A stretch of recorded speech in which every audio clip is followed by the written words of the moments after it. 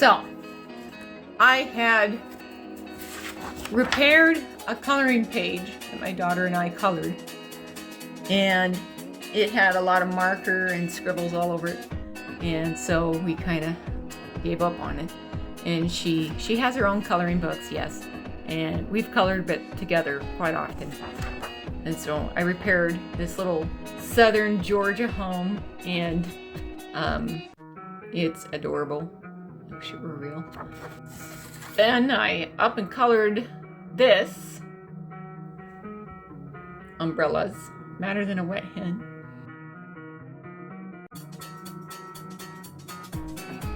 So I was doing this.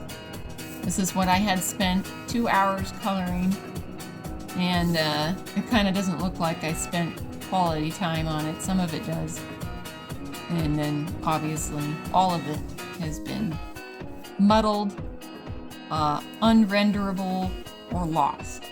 So half of it's lost. So matter, bless your heart, favorite Southern Saints. So obviously that was a Georgia house. Georgia house. Yay! I like it. Another piece of artwork. I found this. This is salt. Basically it's baking soda and watercolor. And the kids painted this. And it's super cute. Really cute. Like, there's a lot of color diversity. How do you say it?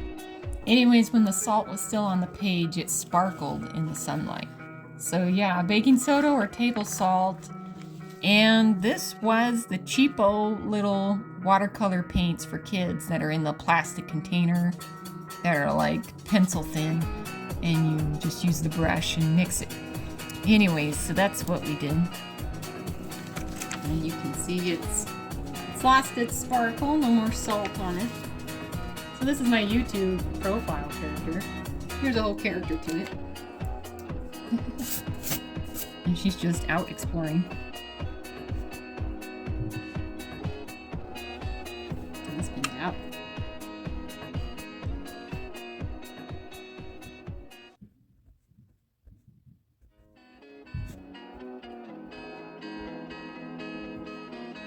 Yeah, husband's just out. So.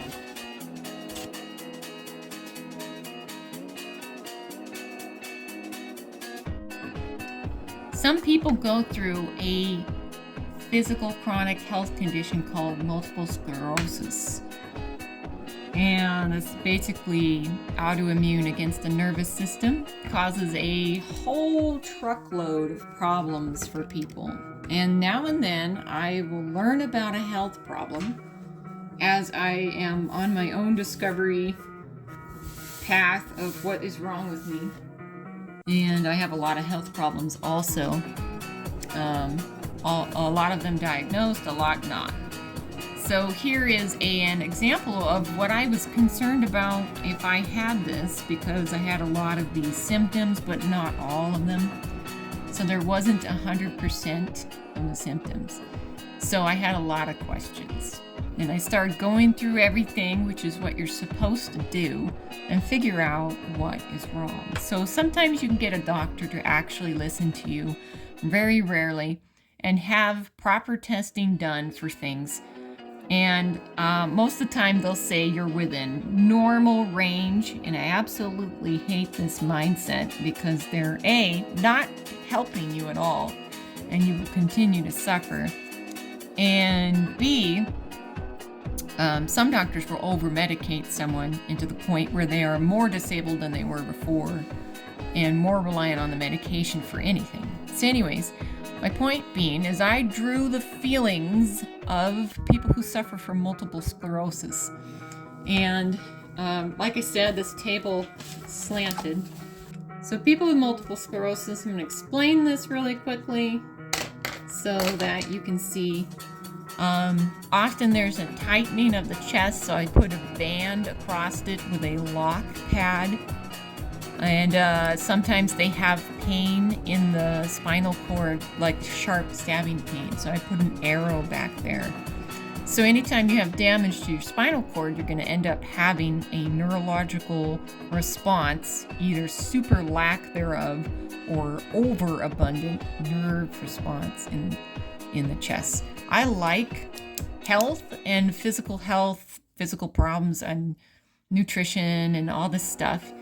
And so I've drawn a lot of this type of health problems, and what I will do is interpret the feelings with basic everyday objects. Like down here, people with MS often have low digestion and difficulty breathing, so they will feel stuffy. So I literally just put a pillow in this character's body to represent that type of problem. There's often problems amongst old damage of the spinal cord, so I put spots that were dark, like little bullet holes almost. And then I went down, and I know that a lot of muscles won't respond right. They'll either be stringy and weak and tight, or they will be laxed and kind of puffy and loose with no control. So there's a neurological response to these muscles that are not being balanced and met. A lot of the times there will be neurological pins and needles. So I put cacti on this person's hand to explain that. Difficulty swallowing. I put the bones far apart in the ribs to display the just inconsistency of, I guess, the ligaments, the ligament strength, the tension between the bones that holds things together.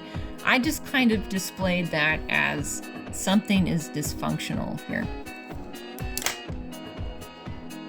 In the mind, there is a lot of what could be felt as headaches, pressures, seizures, fluttering, and it almost feels as if there is a knot at the base of at the top of the spine, base of the skull, because that is where the brainstem would come down. None of this looks accurate to a physical human body's inner structure. This is all abstract art to explain the feelings and the situation. Here's a cute little apple. I just used the grayscale markers. This was back in 2019. So grayscale markers just to make apple with shading without doing any pencils or colored pencils or anything, and just use the markers.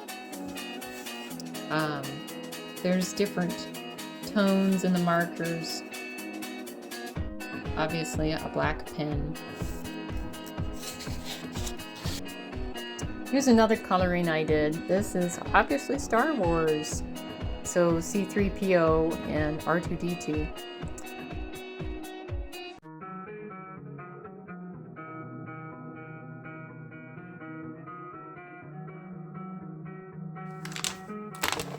And I've colored these little, I guess, kaleidoscope drawings, kind of bedazzled, whatever. So, and this took me quite a while. I did a very careful job on the turtle. And I made this edging floral pattern, slightly darker than the center. So if you look at it overall, the center is brighter. Even though there's different colors in it, the edging is much darker. So if you get close, it does look like the turtle shell is going down. You can see that.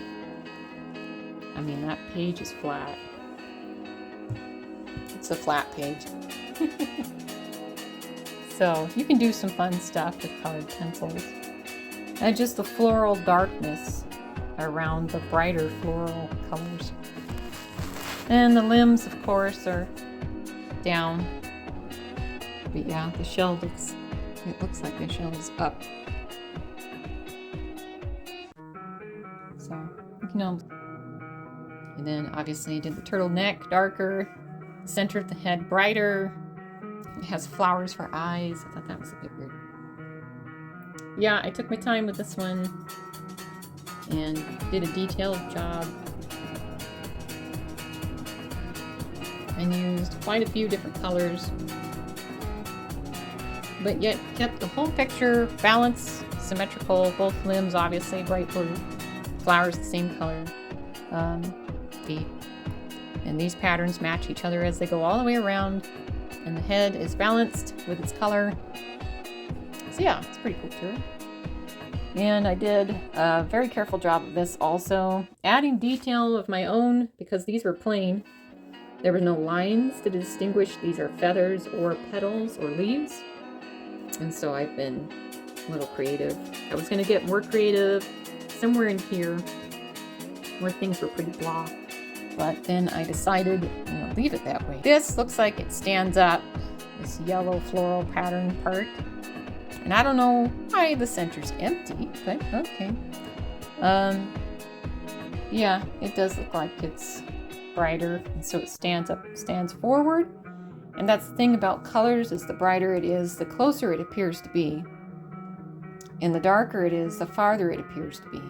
So if you look in the sky and you're looking at a bright cloud and then you see a dark cloud next to it, the dark cloud in your mind probably will look like it's farther away. And the bright cloud, unless they're overlapping, bright cloud's going to look closer. So there you go. It's a trick of the eye. It's colors. Colors are used for depth. Same thing with the coloring. I didn't put any shadow under it, and I didn't put much shadow on it. Light source over here, somewhere up in the back, and then it can graze across this side of the pumpkin, but the orange starts to go darker as it gets to the back of the pumpkin. This pumpkin had so many scars and gouges on it from being in the pumpkin patch with who knows what, probably chickens. The stem was fun to draw in color and shade because it was so twisted. And obviously this could use some proper shading. It's almost like this has two light sources. So one light source would be in general, just so you can see the pumpkin because it's not pitch black. And the second brighter light source would be from somewhere over here. And you can see it strike this side of the pumpkin about halfway is the brightest yellow part. And then it only meets the crevice, the edge of the bulge of the crevice here. Just barely. It should be much darker here. Slightly lighter. And then you see the gradient between the bright side of the pumpkin and the darker side of the pumpkin.